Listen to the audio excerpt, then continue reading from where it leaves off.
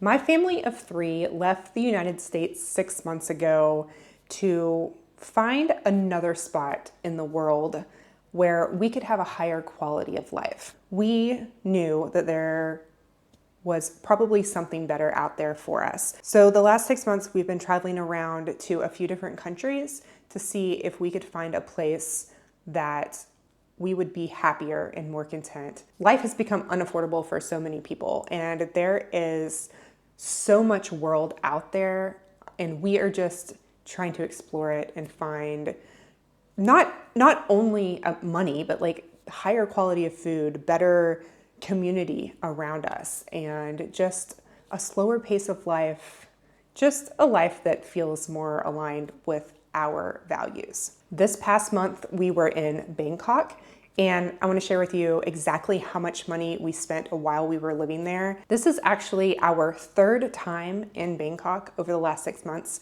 We have fallen in love with Thailand, the Thai people. The city of Bangkok is just, coming from rural America, Bangkok is surreal to us. We have visited cities in the United States, but they are nothing compared to what we have experienced in Bangkok. The just convenience, the safety, everything in Bangkok is just, we love it so much. So because we are slow traveling, our expenses are a little bit higher than they would be if we were going to be living there full time. Our first category is accommodations, and we spent a little over $1,200 on hotels while we were there. If we were living in Bangkok full time, this is the category that would decrease the most. We stayed in 3 different hotels, and the reason we did that is because we are kind of vibing different neighborhoods in the city to see if we did decide to settle down in Bangkok, what neighborhood would be best for us. Our first hotel was $54 a night, our second hotel was $63 a night, and then our third hotel was $31 a night. And for example, in that third hotel, that was more of a longer term lease. Most of the people who lived there were living there long term. And so I was able to look at some of the rooms while we were there. A studio apartment in that building would have been around $450, all the way up to a 3-bedroom, which was $1,200. So for us, we think we would spend, if we were to stay in that specific location, about $750 a month for our family. These prices include water, internet, electricity. They all had a pool and a gym. One of them had a kids' playground for our 2-year-old. They were fully furnished, and even when you rent an apartment long-term in Bangkok, they're generally also fully furnished. And so it's just great value for your money. If you're going there and looking for short-term rentals, we use booking.com. Airbnb doesn't work great in Thailand because technically you are supposed to only be able to do a 3-month lease in like a privately owned like condo and stuff. You have to have a specific hotel license in order to do short-term bookings. So it's a little complicated to get a good price when you're just booking short-term. You really need to do 3 or more months in order to see that the best value for your money. So for transportation, we spent a little over $18. This is a category where you can save so much money when you live in such a big, convenient city. There is the SkyTrain, the subway system, buses, boats to get you all over, and they're very, very affordable.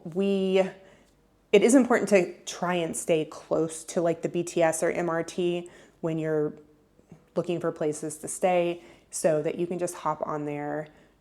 The city's also very walkable. And then there's also Grabs, which is like Uber taxi systems and stuff that you can utilize. And we spent a little over $13 on Grabs, and then a tuk-tuk that we took one time. Those are a little bit more expensive, but sometimes we have luggage, like when we're coming to and from the airport, that is just easier for us to book a car. Still very, very affordable compared to, if you book a Grab in the United States, it's like $20 minimum, basically. Our food budget was $410, and Thailand has some amazing food, amazing variety of foods, and we did a combination of going to the grocery store and cooking for ourselves, and then also eating out.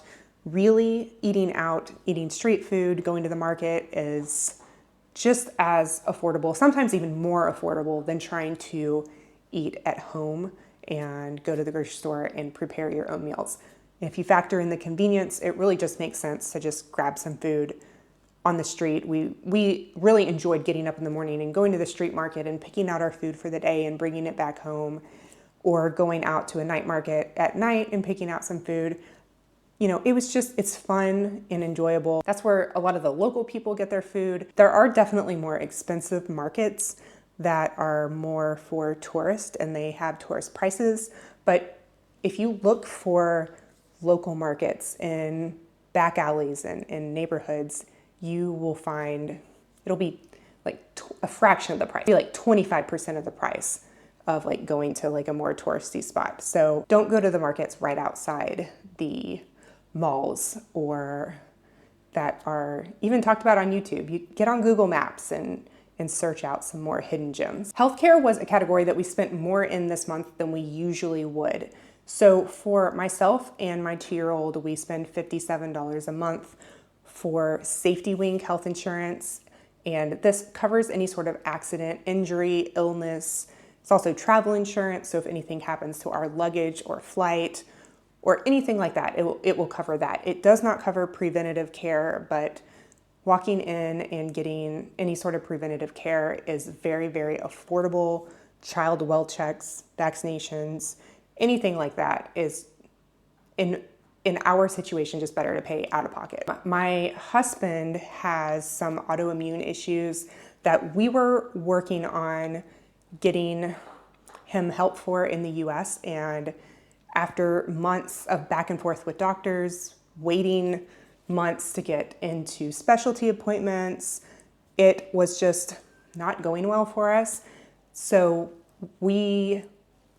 one of the reasons why we wanted to come to Bangkok and to Thailand was so that he could get the healthcare that he needed at an affordable price and in an affordable timeline.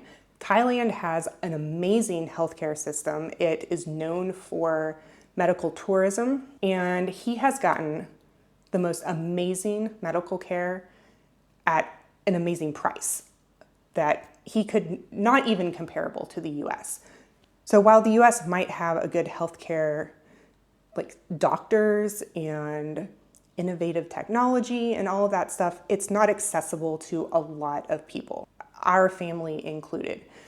So being able to go to another country where healthcare is affordable, even out of pocket, has been just really life-changing for us and for my husband. And he is finally getting the care that he needs and is actually making a difference in his quality of life because his health is finally getting managed. So he spent $160 on his healthcare cost, which include 6 months of medication for us to be able to take with us when we continue our travels. The next category is activities, and these are just fun things that we do as a family. We spent $50 on one activity. It was a big splurge because it was my birthday month, and I wanted to go to the aquarium in one of the malls. Other than that, we just did free stuff, like just walking around Bangkok and going into the malls, and they have little play ball pits for kids and kids activities, air conditioning, so much to see and do, just walking around the city, going to night markets to get food. Everything else was basically free. Like, you can just keep yourself very entertained just by hanging out in the city. The next category I just put as other, and that was a $15 SIM card for our phone. I can't remember what company we used, but I'll put it up here. There's so much free Wi-Fi in Bangkok that I didn't have an eSIM on my phone, but my husband did put one on his phone just so we could use Google Maps when we were out and stuff.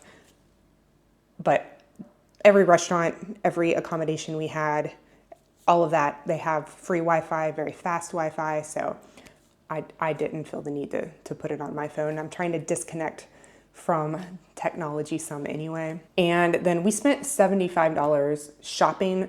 We are going to be going to a cooler weather country where there is fall and winter. So we wanted to get some warmer clothes while we were in Bangkok because shopping here is very, very affordable. So we spent $75 for almost an entire wardrobe of clothing for 3 people. Now, things that I did not include in this month's budget is we did fly into Bangkok from Da Nang, Vietnam at the beginning of the month. That flight for 3 people, for 3 tickets, was $202. I didn't include that just because that was more of a travel expense than a living expense, but overall for the month we did spend like $2,200.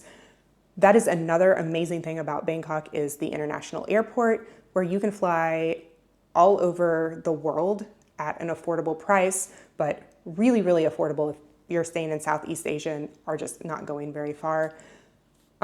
We didn't use any like credit card reward points or anything. That was just how much the tickets were. And then the other thing to consider is if we were staying in Thailand long-term, we would need to get a long-term visa.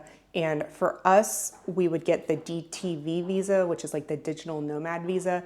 And that would be about $300 per person. And that is a 5-year visa. So we were just there in Bangkok for a month. And that was free. That was a free visa. You can get a free tourist visa.